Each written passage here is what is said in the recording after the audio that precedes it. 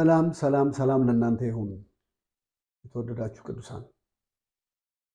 እንግዲህ ያለፈውን ሰባተኛውን ትምህርታችንን ያጠናቀቅንበትን መጨረሻ በማየት ዛሬ ስምንተኛውን ትምህርታችንን እንቀጥላለን። ጌታ ይረዳናል።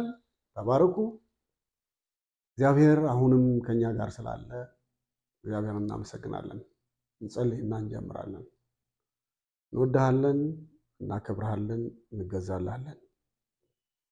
ዛሬም እግዚአብሔር ሆይ ይህን ትምህርት ለሚማሩ ቤተክርስቲያንን ለሚመሩ ለሚያስተዳድሩ ጽናትና ብርታት ዕውቀትና ጥበብ እንዲሆናቸው በጌታ በኢየሱስ ክርስቶስ ስም ቅዱሱ መንፈስ ይረዳን ዘንድ እንለምንሃለን። ሁሉ ሲሆን ግን ላንተ ክብር ይሁን፣ አሜን። እንግዲህ ወገኖቼ ባለፈው ያነሳናቸው ነገሮች በግጭት ውስጥ መጽናት፣ ግጭትን አለመፍራት፣ እንቅፋቶች በሚያጋጥሙን ጊዜ ጠንካራ ሆነን መገኘት በሚል ነበር። እንግዲህ ሁሉ ጊዜ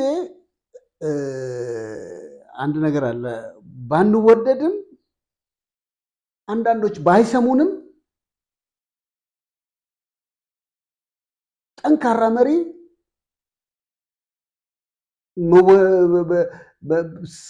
ጥቂት ሰዎች ስላልፈለጉት ሳይሆን በብዙ ሰው የሚፈለግ ይሆናል። ምክንያቱ ደግሞ ቅድም ያልኳቸው ባለፈው ጊዜ ያነሳኋቸውን ነገሮች የደገምኳቸው ነገሮች ግጭትን አይፈራም፣ በግጭት ውስጥ ጽናት አለው። እንደገና ደግሞ በሚያጋጥመው እንቅፋት የመቋቋም አቅም ስላለው ሁልጊዜ ወደ እናንተ ወደዛ ቡድን የመምጣት ባህሪ አለው ማለት ነው። ምዕመን ሰዎች እንግዲህ ሁልጊዜ በአንድ ላይ ሲሰባሰቡ እንግዲህ በኮምፒቲሽን መልክ እንደዚህ አይነት አመለካከቶች ሊኖሩ ይችላሉ። በተለይ በቤተ ክርስቲያን ውስጥ ቅን የሆነ ፍክክር ካልሆነ ወደ ጎሲፕ ያመራል፣ ወደ ሐሜት፣ ወደ ጥላቻ፣ ወደ መገፋፋት ያመራል። ይሄንን እንዴት ነው የምናስተካክለው? በቃ አንዱ ሲሰራ በቅናት አንዱ ተነስቶ መንፈሳዊ በሆነ መልኩ እያደገ አመለካከቶቹን እያሳደገ ያሁን የኔ ዘርፍ ምን መሆን አለበት? ስልጠና ይፈልጋል፣ እንዲህ ያስፈልገዋል፣ የኔ ዘርፍ ጸሎት ያስፈልገዋል፣ የኔ ዘርፍ እንደዚህ መሆን አለበት የሚለውን ጤናማ የሆነ ኮምፒቲሽን መፍጠር እንዲፈጠር ማድረግ፣ ለዛ ደግሞ ድጋፍን ከመሪዎች መስጠት በጣም በጣም ተገቢ ነው። ስፔሻሊ በተለይ በቤተክርስቲያን ውስጥ ሰዎች በግል ልዩነት እንዳላቸው፣ በቡድንም ልዩነት እንዳላቸው፣ ከዛም ባለፈ በአገልግሎትም ልዩነት እንዳላቸው ይህንን ልዩነት በደንብ ማስተማር ያስፈልጋል። እኔ አሁን ዘምር ብትሉኝ አልችልም። የኔ ስራ እግዚአብሔር የሰጠኝ አስተምር ነው። ልክ እንደዚሁ ለእናንተም የተሰጣችሁ አደራ አለ። ምዕመኑም ውስጥ እንደዚህ ልዩነት እንዳለ መጀመሪያ መሪው አካል ማወቅ አለበት። ሁለተኛ የሚያገለግሉትን ሰዎች ማሳወቅ ያስፈልጋል። የጸሎት አገልግሎት ውስጥ የሚያገለግሉ ሰዎች ሁሉም ሰው እንደነሱ 24 hours ተንበርክኮ እንዲጸልይ አይጸልዩም ብሎ ሌላውን ለመውቀስ መነሳት የለባቸው። የአገልግሎት ልዩ ልዩ ስለሆነ የሚማልዱ የሚቃትቱ በሀገራችን ብዙ እናቶች አሉ። ለምን እናቶች ብቻ እንደሆኑ ባይገባኝም አባቶችም እንዳሉ መነሳት አለበት። ዞሮ ዞሮ በየዘርፉ ልዩ ልዩ ዘርፍ አገልግሎት በተሰጣቸው ጸጋ ሲያገለግሉ ልዩነት እንዳለ፣ ጸጋ ልዩ እንደሆነ ይህንን ማስተማር መማር ያስፈልጋል። ከዛ ደግሞ ሌላው ሁልጊዜ በዚህ ትምህርት የደጋገምኩት በሌላም ትምህርት የደጋገምኩት ማዳመጥና ግንዛቤን የመፍጠር ልማድ እንዲኖር በምዕመን ውስጥ ይሄንን ማስረጥ ያስፈልጋል። መሪ መጀመሪያ ማዳመጥ ከቻለ ግንዛቤ ውስጥ አንደርስታንዲንግ ውስጥ ከገባ እነዚህን የሚደረግባቸውን ዘዴዎች እሱ ያካበታቸውን ነገሮች ወደ ምዕመኑ የማስተማር አካሄድ ከሌለ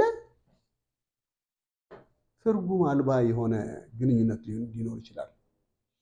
እንግዲህ ይህንን ካልኩ እነዚህ መንገዶች ሊስተካከሉ የሚችሉት ግልጽ የሆነ መዋቅር ሲኖር ነው። ልዩነት መኖሩ የሚታወቀው ለምሳሌ የባይብል ስተዲ ሊደርስ ግሩፕ ከተባለ እነዚህ ሰዎች የማስተማር ጸጋ ያላቸው እየተመረጡ የመጡ ናቸው ማለት ነው። ሆም ሴል ባይብል ስተዲ ሊድ የሚያደርጉ ናቸው ማለት ነው። ሌላ ቦታ ደግሞ ኳየሮች አሉ፣ ዘማሪዎች አሉ። እነዚህ ሰዎች ደግሞ ለብቻቸው የራሱ የኳየር ስትራክቸር አለው። የሚያጠኑበት፣ የሚጸልዩበት፣ ከዛ ደግሞ አገልግሎት የሚሰማሩበት፣ ከዛ ውስጥ ደግሞ የሚያስፈልጋቸው የአመራር ቡድን ማን ነው የሚመራው፣ ማን ነው የሚያሰለጥነው፣ እነዚህ ሁሉ ነገሮች የየራሳቸው መዋቅርና አሰራር አስፈላጊውን ነገር እንዲረዱ ማድረግ። በተለይ መሪዎች አደራ የምለው አንድ ነገር አለ። አንድ ሰው ስለተቃወማችሁ አትሸሹት።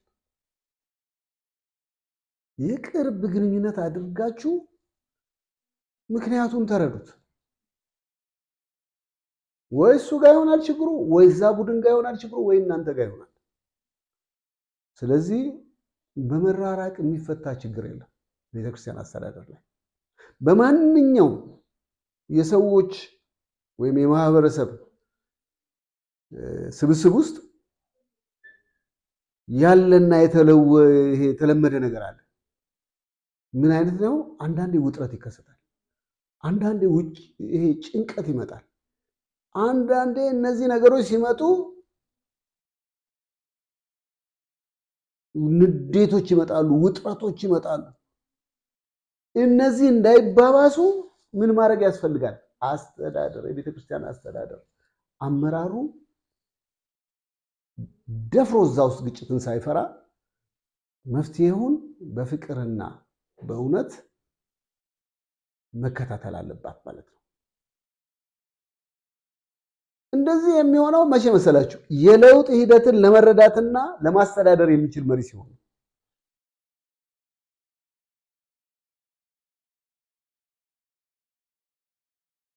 ሁልጊዜ ትህትና ስላለን ችግርን እንሸሻለን። ይሄ ናኢቭ የሆነ ነው። ሁለቱ ነገሮች በጣም አስፈላጊ ነው፣ ብልህነትና ትህትና።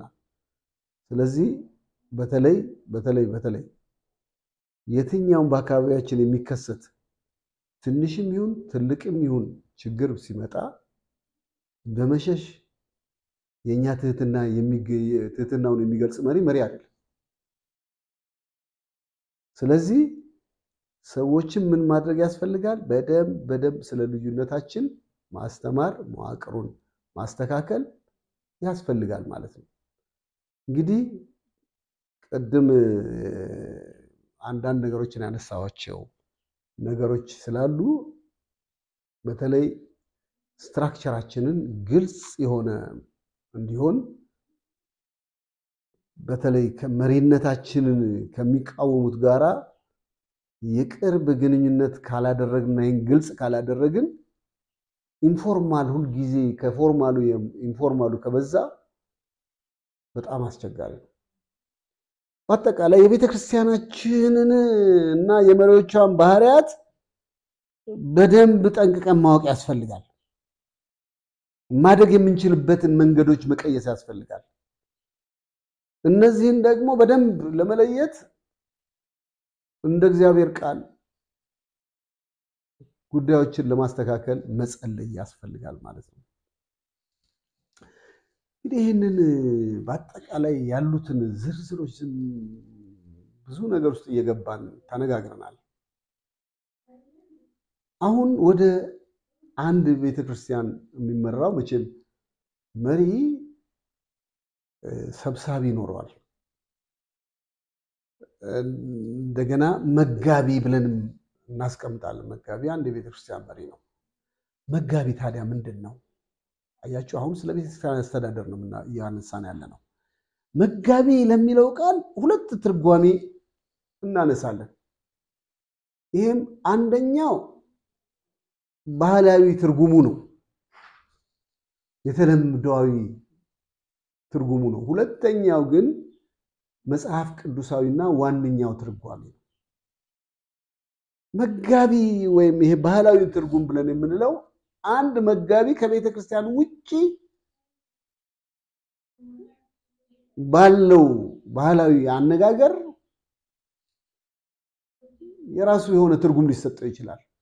ለምሳሌ ሰባኪ ነው መጋቢ ሊሉ ይችላሉ። በባህላዊ መንገድ ስብከት የመጋቢው በጣም የሚታየው ሚዛናዊ ሚና በመሆኑ ነው። ምክንያቱም ሁልጊዜ ይሰብካል፣ ያስተምራል፣ ይሰብካል። በዚህ በመጋቢነት አገልግሎት ውስጥ ያሉ ብዙ ሰዎች በቀላሉ እንደ ቤተ ክርስቲያን ሰባኪ ተደርገው ይታያሉ። ምክንያቱም መጋቢ ናቸው። መድረኩ ሁልጊዜ በእነሱ ቁጥጥር ስር ስለሚሆን በመድረክ ላይ ባላቸው ችሎታ ሰዎች ምን ይላሉ? ይሄን ተመስርተው በቃ ይሄ ጥሩ ሰባኪ ነው፣ መጥፎ ሰባኪ ነው ብለው መጋቢውን በፈለጉት መንገድ ሊፈርጁት ይችላሉ። ምንድነው በባህላዊ መንገድ ምንድነው ሰባኪ ብለው ይሉታል። ሌላው ደግሞ ማህበራዊ ሰራተኛ ነው፣ ሶሻል ወርከር ነው ብለው ይሉታል። አንዳንድ ጊዜ መጋቢው እንደ ማህበራዊ ሰራተኛ ሆነ። ማህበራዊ ሰራተኛ ብለን ስንል በቃ ሶሻል ወርከር አሁን በማህበራዊ ጉዳዮች ላይ ጥሩ ነገርን የሚያደርግ ሰው ተደርጎ ይገመታል፣ ይወስዱታል። እንደውም ምክንያቱም ከምን ጋር የተያዘ ድሆችን በመርዳት ሰዎችን ይመክራል፣ ሰዎችን ስራ እንዲያገኙ ይረዳል፣ እስር ቤት ያሉትን የታመሙትን ይጠይቃል። ያደርጋል አይደረግም በዚህ ዘመን አላውቅም፣ ግን አሉ እግዚአብሔር የባረካቸው ሰዎች። ግን ይሄ አሁን የምንነጋገረው ስለ ባህላዊ ነው ወይም ትራዲሽናል ሆነ በልምድ ሰዎች የሚያሰቡት ነው።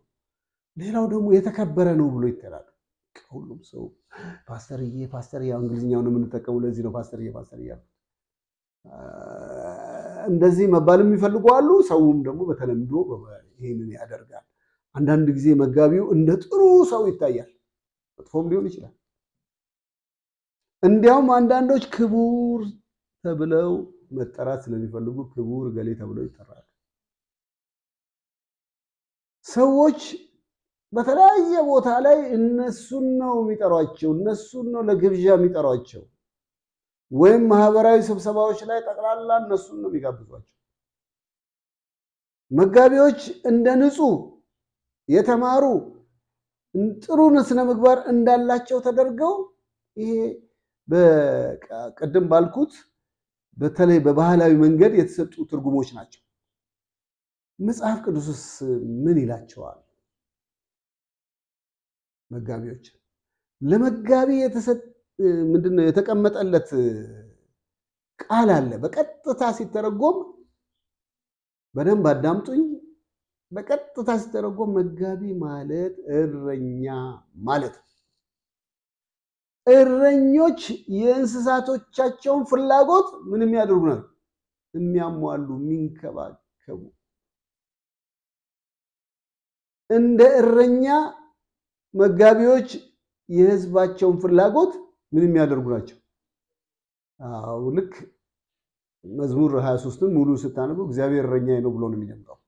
የዛ አይነት ባህሪ እንዲኖረው ነው። ኢየሱስ ክርስቶስ ምንድነው ያለው? መልካም እረኛ ስለ በጎቹ ነፍሱን አሳልፎ ይሰጣል ይላል። እንግዲህ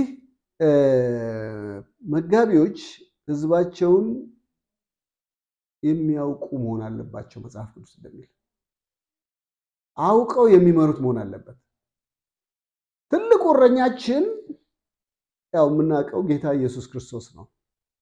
እሱ የመጋቢ ምሳሌ ነው። ነፍሱን ስለምን የሚሰጥ ነው? ዮሐንስ 10 ከ14 እስከ 15 ያለው ለህዝቡ አሳልፎ የሰጠ ነው።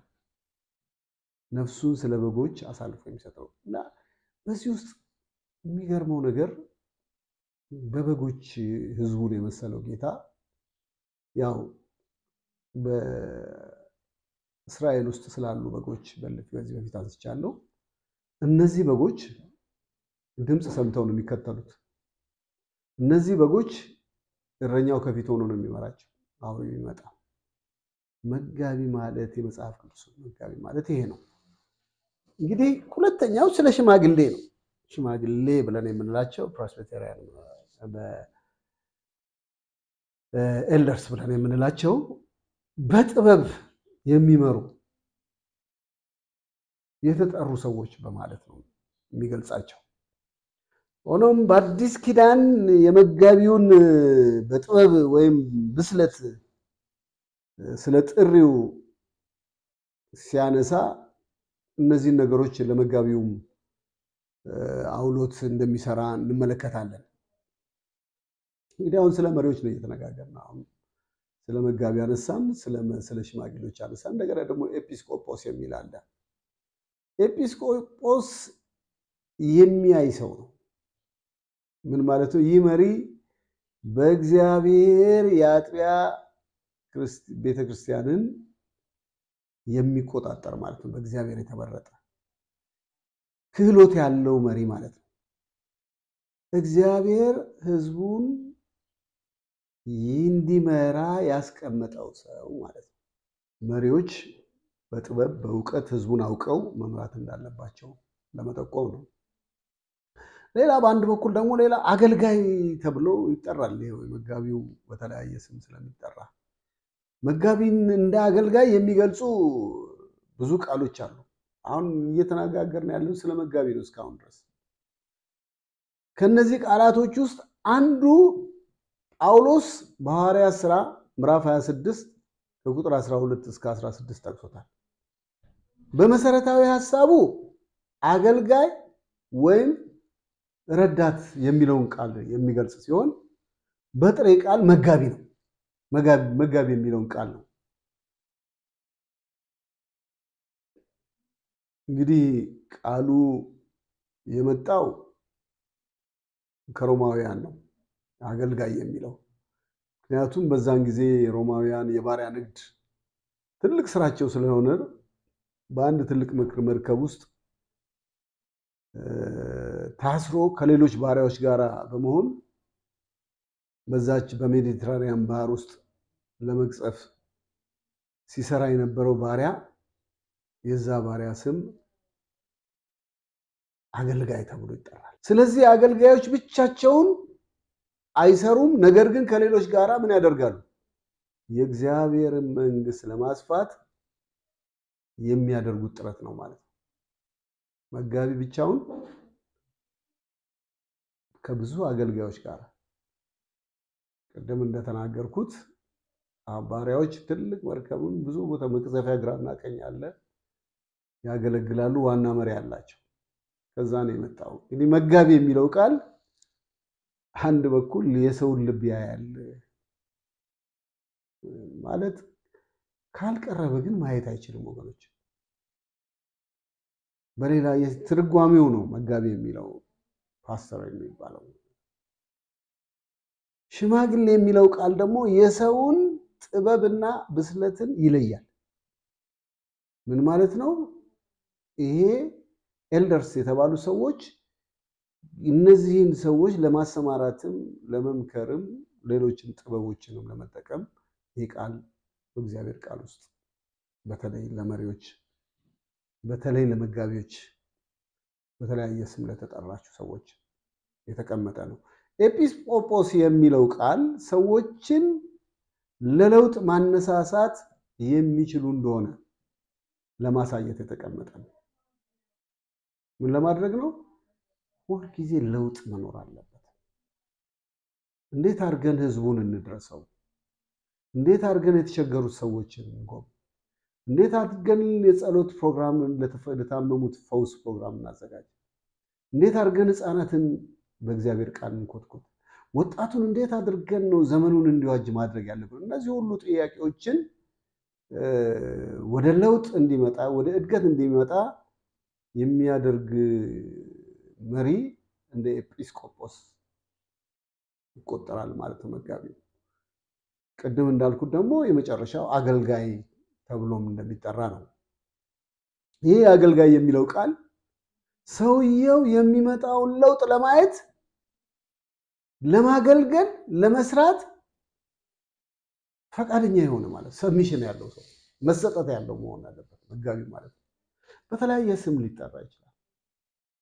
መሪ ምን እንደሆነ እንዲያውቅ እነዚህን ነገሮች እኔ መጋቢ ነኝ፣ እኔ የአንድ ቡድን ሴል መሪ ነኝ፣ እኔ አንድ ዩኒቨርሲቲ ውስጥ የሆነ ቡድን መራ ነኝ፣ አንድ ቦታ እግዚአብሔር አደራ የሰጠኝ ነኝ ብላችሁ የምትሉ ሰዎች በደንብ እንድትፈትሹ እግዚአብሔር ይርዳችሁ። ስለዚህ መጋቢዎች ልባቸው ለእግዚአብሔር ለሰውም የተሰጠ ነው ማለት ይቻላል። ከዚህ ልብ በመነሳት ይሄ መሰጠት የተመነሳት እግዚአብሔር የሰጣቸውን ሕዝብ ምን ያደርጋሉ? በጥበብ እንደሚመሩ እግዚአብሔር ይጠብቃቸዋል፣ ሰዎችም ይጠብቋቸዋል።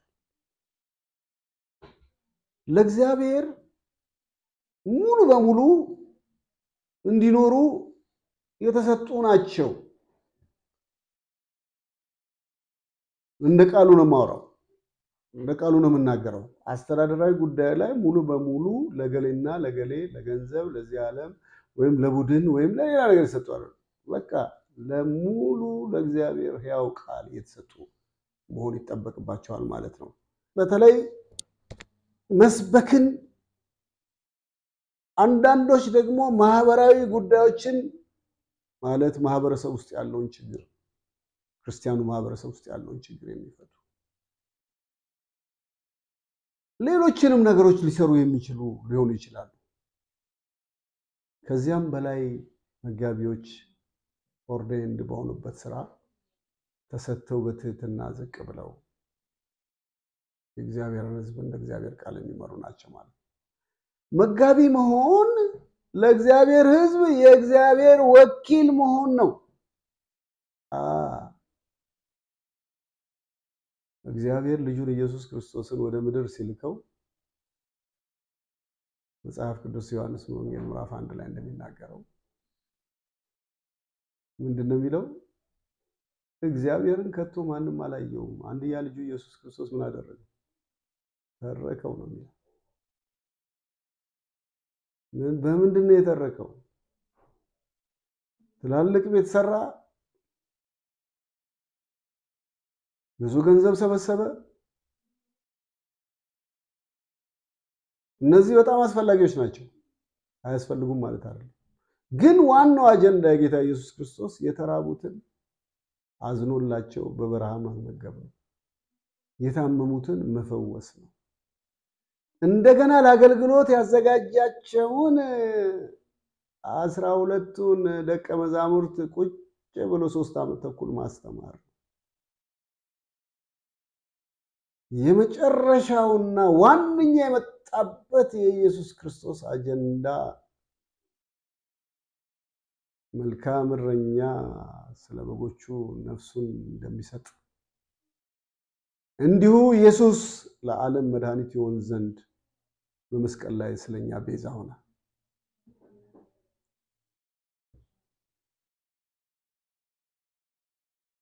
ከዚያ በኋላ ሞትን አሸንፎ የትኛውም ግራቪቲ ሳይዘው ከፍ ከፍ ብሎ በአብ ቀኝ ስለኛ አሁንም ይማልዳል። እግዚአብሔር ወኪል ያደረጋችሁ መጋቢዎች ክርስቶስን እያያችሁ በውስጣችሁ ክርስቶስን እንድታንጸባርቁ እግዚአብሔር በዘመናችሁ በዚህ ይባርካችሁ። የመጋቢው ጩኸት ልክ እንደ ሐዋርያው ጳውሎስ መሆን አለበት። እንዲሁም ያፈቀርናችሁ የእግዚአብሔር ወንጌል ለማካፈል ብቻ ሳይሆን ሕይወታችንን ደግሞ ልናካፍላችሁ ደስ ብሎናል። ምክንያቱም እናንተ ለኛ በጣም የተወደዳችሁ ነበራችሁና ይላል ተሰሎንቄ ሰዎች ሲናገር። በደንብ አድምጡ፣ ልድገሙ ይህን ቃል። አንደኛ ተሰሎንቄ ምዕራፍ 2 ቁጥር 8 ላይ ነው። እንዲሁም እያፈቀርናችሁ ይላል የእግዚአብሔርን ወንጌል ለማካፈል ብቻ ሳይሆን አለ ሌላ ምን ሕይወታችንን ደግሞ ልናካፍላችሁ ደስ ብሎናል። ምክንያቱም እናንተ ለኛ በጣም የተወደዳችሁ ነበራችሁ። አደራ የተሰጠን ሕዝብ የእግዚአብሔርን ቃል ወንጌልን ማካፈል ብቻ ሳይሆን ሕይወትን ጭምር እያካፈል ነው ይሆን? እግዚአብሔር ይርዳን። ጳውሎስ እኮ ህዝቡን ምንድነው የሚለው የነበረው? ለኛ የተወደዳችሁ ነው የሚላቸው። ስለዚህ እግዚአብሔር ይርዳን። ህይወትን የምናካፍል ሰዎች እንድንሆን እግዚአብሔር ይጠብቃል። አመራር ላይ ስንቀመጥ ዝም ብለን እስቲ ስለ መጋቢው ባህሪዎች፣ ግላዊ ባህሪዎች አንዳንድ ነገሮች ላንሳ። የመጽሐፍ ቅዱስ ምንባብ ስንመለከት የመጋቢው ባህሪ ምን እንደሚመስል በጣም ጥሩ ማብራሪያዎች በብዙ ስፍራ አሉ። ከዚህ ውስጥ አንዱን እስኪ ልንካና ኮመን የሆነና ብዙ ጊዜ የምናነሳው ጉዳይ ነው። አንደኛ ጢሞቴዎስ ምዕራፍ 3 ከቁጥር 1 እስከ 7 ያለው ረጅም ክፍል ቢሆንም ቀስ እያልን እናየዋለን። ማንም ይላል ስለ ባህሪ ነው የምናወራው፣ ኤጲስቆጶስነትን ቢፈልግ መልካም ስራ ይመኛል የሚለው ቃል የታመነ ነው ይላል። መመኘት መፈለግ ምንድነው? መልካም ነገር እንደተመኘ እግዚአብሔር እንግዲህ ይህን ነገር ተመኝተን ወደ እርሻ ውስጥ የገባን ሰዎች መልካም ስራ ተመኝተናልና ደስ ይበላል። እንግዲህ ኤጲስቆጶስ የአንዲት ምን መሆን አለበት? ባል፣ የአንዲት ሚስት ባል። እግዚአብሔር ይርዳን። በዚህ ዘመን ያለውን ነገር መፈተሽም ያስፈልጋል። ራሳችንን እንድናይ ነው የእግዚአብሔር ቃል የሚረዳን። በመሪነት አሁን ለጥሪ የተዘጋጃችሁ ያላችሁ ሰዎች እንደ እግዚአብሔር ቃል እዚህ ፍላጎት ውስጥ እዚህ ምኞት ውስጥ መልካም እንዲሆንላችሁ የአንዲት ሚስት ባል እንድትሆኑ እግዚአብሔር ይርዳችሁ። ልከኛ ይላል፣ ራሱን የሚገዛ እንደሚገባው የሚሰራ። አቤት አቤት አቤት! ሰዓት ደረሰ አልደረሰ፣ ፕሮግራም አለቀ አላለቀ ብሎ የሚሮጥ መጋቢ እግዚአብሔር አይደለም። በስጋው የሞተ ያገልግል አላልኩም። የእግዚአብሔር ቃል የሚለው ልከኛ የሚያደርጋቸው ነገሮች ሁሉ በጣም ፐርሰናል ኢንትረስቱን ኤግዛጀሬት አድርጎ በጣም የራሱን ነገር የሚያስቀድም ሳይሆን ራሱን የሚገዛ። ራስን መግዛት ግልጽ ነው። በብዙ ነገር ራስን መግዛት ያቃተን ዘመን ስለሆነ በተለይ መሪዎች፣ መጋቢዎች አስተዳደራዊ ጉዳይ ላይ ራሳችንን መግዛት ካልቻልን ዘመኑ አስቸጋሪ ነው። ብዙ የተወሳሰበ ነገር ያለበት ነው። በጣም የሚገርመው ደግሞ እንደሚገባው የሚሰራ ብሎ በቃ ስራውን የማያጓድል ማለት ነው። ምክንያት እያበዛ ከሚመራው ህዝብ ወደ ራሱ ጉዳይ የሚያዘነብል ማለት አይደለም። ከዛ ውጪ እንግዳ ተቀባይ እዚት ቬሪ ትሩ ጌታ እግዚአብሔር ይርዳን። እንግዳ ተቀባይ። ከዛ በላይ ደግሞ በጣም ከባዱ ነገር እዚህ ጢሞቴዎስ ላይ የተጠቀሰው ለማስተማር የሚበቃ። መቼም ያዕቆብ ላይ ብዙዎች አስተማሪዎች አይሆኑ የሚለው ቃል ያስፈራኛል። እኔም ለራሴ በብዙ አስተምሬ ዘመኔን እየገፋው ስለሆነ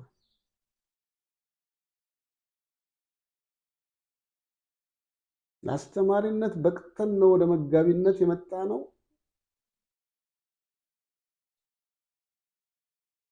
ስለዚህ አንተ በመጋቢነት ላይ የተቀመጥክ ወንድሜ፣ የተቀመጥሽ እህቴ፣ የተቀመጡ አባቴ፣ ወንድሜ፣ ልጆቼ አንድ ነገር ልምከራችሁ። ጥሪው ሊኖራችሁ ይችላል። ነገር ግን ለማስተማር የምትበቁበትን የእግዚአብሔርን ቃል ሌሊትና ቀን አንብባችሁ እንኳን ጊዜው አይበቃም። እግዚአብሔር መንፈስ ይርዳችሁ። እኔ እግዚአብሔርን ከዘመናት በፊት አንድ ነገር ለመንኩት። እግዚአብሔር አባባት ሆይ የቃልህን ረሃብ በውስጥ ያስቀምጣልኩት እናንተም እንዲህ እንድትሉት እለምናችኋለሁ። ሁሉ ጊዜ በውስጥ ይሄ ረሃብ ስለገባ አሁንም አገለግላለሁ። ስለዚህ የምትበቁበትን ብቃት የሚሰጣችሁ ቅዱስ የእግዚአብሔር መንፈስ ስላለ ባገኛችሁት አጋጣሚ ሁሉ ተምራችሁ የምታስተምሩ እንድትሆኑ መትጋት ያስፈልጋል። ግልጽ ነው እንግዲህ የማይሰክር ይላል። እንግዲህ በዚህ ውስጥ ብዙ ሀተታ አለ። በዚህ አጋጣሚ እግዚአብሔር ቢፈቅድ የሚቀጥለው ወር የሚወጣውን ተፈቅዷልን የሚለውን ስለመጠጥ የሚናገረው መጽሐፍ እንድታነቡ ጋብዛችኋለሁ።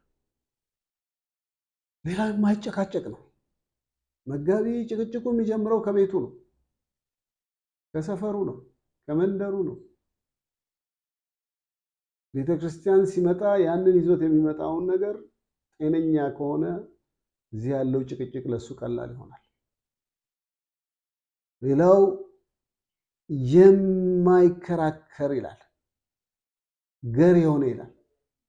እኔ ያልኩት ካልሆነ ብሎ በግድ መጋቢ ስለሆንኩ ነው ያልኩት ካልሆነ የሚል ክርክር ውስጥ የሚገባ ገር ያልሆነ መጋቢ እንዳይሆን የእግዚአብሔር ቃል ይመክራል። ገንዘብን የማይወድ ይላል። መቼም የክፋት ስር ስለሆነ ገንዘብን የማይፈልግ አይደለም ያለው፣ የማይወድ። ፍቅርና መፈለግ ልዩነት አላቸው። ፍቅር ከያዘን ገንዘብ የብዙዎችን ሕይወት የበላ ነው። የብዙዎችን መንገድ ከመንገድ ያስወጣ ነው። ባላደራዎች እንድንጠነቀቅ የእግዚአብሔር ቃል ይሄን።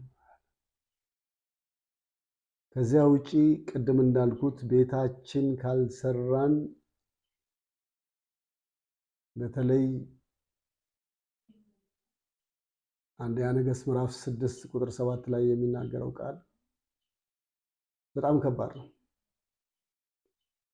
ድንጋዮች ተሰርተው ስለመጡ በቤተ ክርስቲያን የብረትና የመዶሻ ኳኳታ አልተሰማም ነበር ይላል እዛ ውስጥ።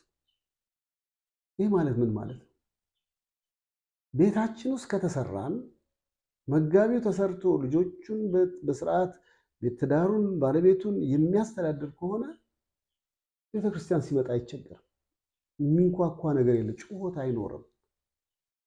ይሄ የተበላሸ ያልተስተካከለ ድንጋይ እሱን ለመጥረብ የሚደረግ ጣጣ አይኖርም። ራሳችን ካልተጠረብን ሌሎችን መጥረብ አንችልም። እንግዲህ በጣም የሚገርመው መደምደሚያ ሐዋርያው ጳውሎስ በዚህ ስለ መጋቢ የሚናገረው ነገር ግን የራሱን ቤት እንዲያስተዳድር ባያውቅ የእግዚአብሔርን ቤተ ክርስቲያን እንዴት ይጠብቃታል ብሎ ይጠይቃል። እንዴት ነው ወገኔ በቤተ ክርስቲያን አስተዳደር ውስጥ አመራር ውስጥ ስትኖር ቤትህ እንዴት ነው? ቤት እያስተዳደርክ ነው? አሁን ስለ ኢኮኖሚ አይደለም ማወራው፣ ስለ ፍቅር ነው። ስለ ክርስቶስ ባህሪ ነው። ስለ ክርስቶስ በቤት ውስጥ መገለጥ። በቤት ከተሰራን የእግዚአብሔርን ቤት ለማስተዳደር አይከብደንም። ምክንያቱም ቅድም እንዳልኩት ቤታችን ማንጸልይ፣ ቤታችን ፍቅር የማንሰጥ፣ ቤታችን የእግዚአብሔርን ቃል ማናስተምር ከሆነ እንዴት ቤተክርስቲያን መምራት እንችላለን? ሌላው እንደዚህ የሚል ቃል አለ። በተለይ አዲስ ገና ወደ ጌታ የመጣ ሰው እንደው በባሌም በቦሌም ብሎ መጋቢ ለመባል መሞከር አደገኛ ነው። ምን እንደሚል ታውቃላችሁ? በትዕቢት ተነፍቶ በዲያብሎስ ፍርድ እንዳይወድቅ አዲስ ክርስቲያን አይሆንም። ምን ያስፈልገዋል? ለማስተማር የሚበቃ ለመሆን መማር አለበት መጀመሪያ። በዲያብሎስ ነቀፋን እና በውጭ ካሉ ሰዎች ደግሞ ምን ሊኖር ያስፈልጋል? ምስክርነት ሊኖረው ያስፈልጋል። በሄድንበት ቦታ ጎረቤቴ ያሉት ጌታን የማያውቁ ሰዎች እንዴት ነው እኔን የሚያዩኝ? ስለኔ ምንድነው የሚናገሩት? ግድ አይለንም ይሆን? ቤተክርስቲያን ስንሄድ ብቻ ፓስተርዬ ስለተባልኩ ወይም ዶክተርዬ ስለተባልኩ ጤነኛ ይሆንኩ ይመስላችኋል? ቤቴ፣ ጎረቤቴ፣ ምሰራባቸው ቦታዎች፣ የሚሄድባቸው ቦታዎች እነዚህ ሁሉ ሲፈተሹ ምን ይመስላሉ? መልካም ምስክርነት ሊኖረው ይገባል። አሁን የሚናገረው የመጋቢውን ምንድነው? ግላዊ ባህሪ ነው። ግላዊ ባህሪ ነው። እንግዲህ ጳውሎስ በመጋቢው የግል ህይወት ውስጥ የሚሰራውን እግዚአብሔርን ነው የገለጸው በዚህ በጢሞቴዎስ ውስጥ። እንግዲህ የዛሬውን ትምህርታችን የተወሰኑ ነገሮችን በመጥቀስ ወደ ማጠቃለል የሚሄድበት ይሆናል። እስኪ አንዳንድ ነገሮችን እንመየ በዚህ በጢሞቴዎስ 3 ላይ ያለው ቁጥር 1 መጋቢና ተመልካች የመሆን ፍላጎት ምን አላቸው? መጋቢዎች በዚህ በአንደኛ ጢሞቴዎስ ምዕራፍ 3 ላይ በቃ መጋቢ መሆን ወይ መሪ መሆን ፍላጎት እንዳለ ነው። ጥሩ ነው።